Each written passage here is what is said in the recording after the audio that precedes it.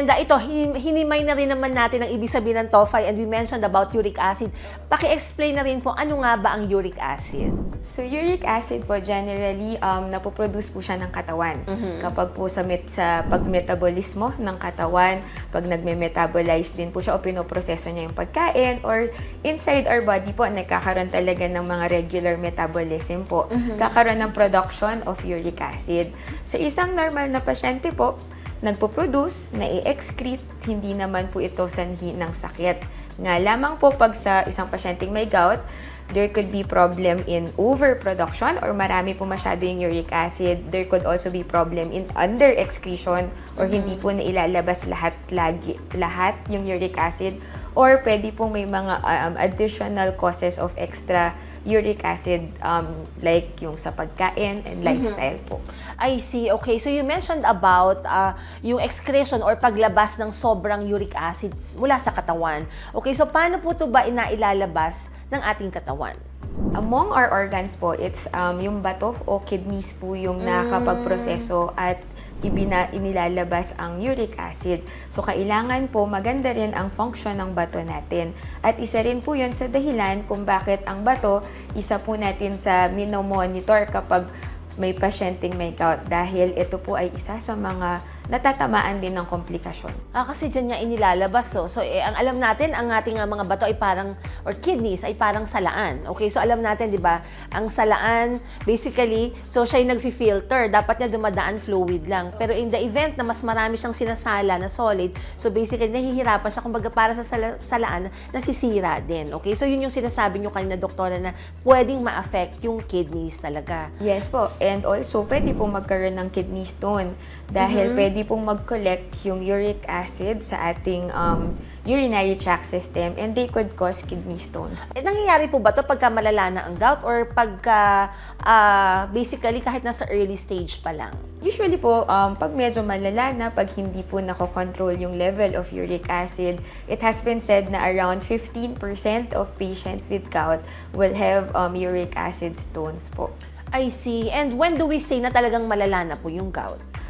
Usually po, mga signs of complication like what we're talking about po, presence of kidney stones, presence of TOFI, or yung pagkakaroon po ng mga bukol-bukol. Mapapansin din po nila na over time, yung dating mabilis lang maalis na atake ng gout, kumukulit, dumadalas. Yun po yung mga senyales na nagkakaroon na ng komplikasyon or at least later stages na tayo ng gout. I see. And speaking of pagdalas po ng atake, I mean, meron ba yung typical time kung kailan mas umaatake? Opo. So technically po, actually siguro sa mga ibang pasyente nyo, they might say po na yung oras, madalas sa gabi o sa umaga. Kakaroon po ng bigla ang pag-atake ng gout, bigla ang pagsakit po ng mga kasukasuan. Okay, how about doktora, pagka yung mayroon bang typical season? Okay, dito kumbaga may panahon ba ng taglamig, tag-init, tuwing kailan po yung bukod dun sa time of the day? Usually po, wala namang, unlike other kinds of rheuma, o hindi po katulad ng ibang rheuma na may predilection o sa may kinalaman sa lamig ng weather, ang gout po, usually, atake po yan kapag nagkakaroon po ng dehydration, stress sa katawan, infection, or bigla pong pagbabago ng level ng uric acid sa katawan. Kunwari po, biglang napakain ng barbecue o napainom ng alak, doon po nagkakaroon ng mga attack. So talagang napakalaking factor, okay, yung lifestyle habits ng isang pasyente, lalo na dito sa may gout, And doktora, between babae and lalaki, kasi alam natin, mas outgoing ang mga lalaki, di ba? Okay, so mas marami silang physical. Ewan ko ngayon sa bagay, since nag-pandemic, di ba, marami sa atin kasi nagstay lang sa loob, but now, everybody's out already, okay? So, meron ba yan na, mas mataas ang rate ng gout among men and or vice versa? More of kapag sa age po, pag mga middle age, mas typical po ang gout sa lalaki.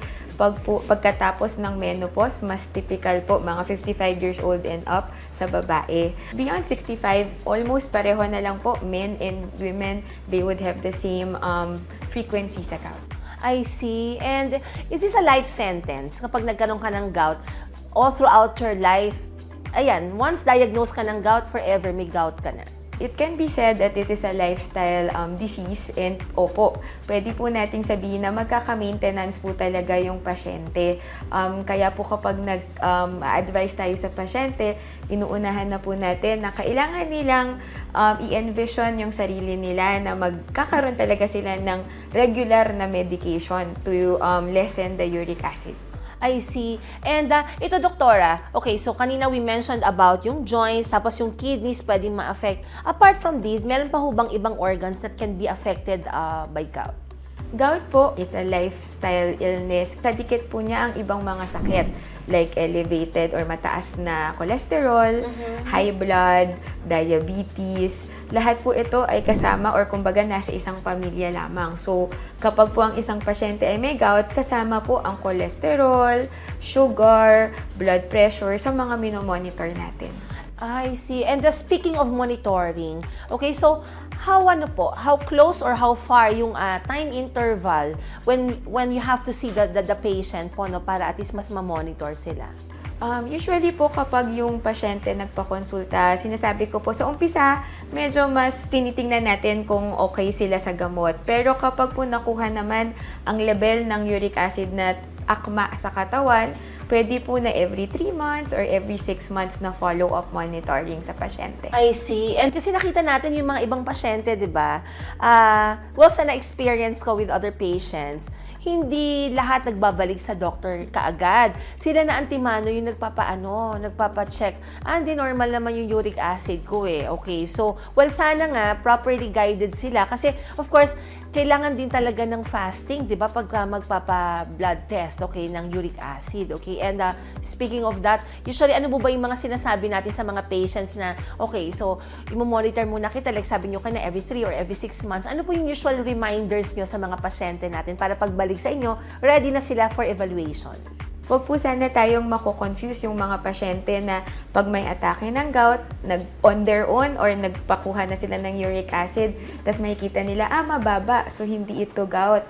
Minsan po kasi may mga technicalities na sana po ipakita nila sa doktor para po ma-assess ng tama. Kasi minsan po, gout pa rin po yun kahit na during an attack, mababa ang uric acid. Nako, that's very important. No? Ang dami kasi talaga sila na yung nagmamanage ng kanilang condition. Okay, naku, marami pa tayong pag-uusapan, doktora, ha?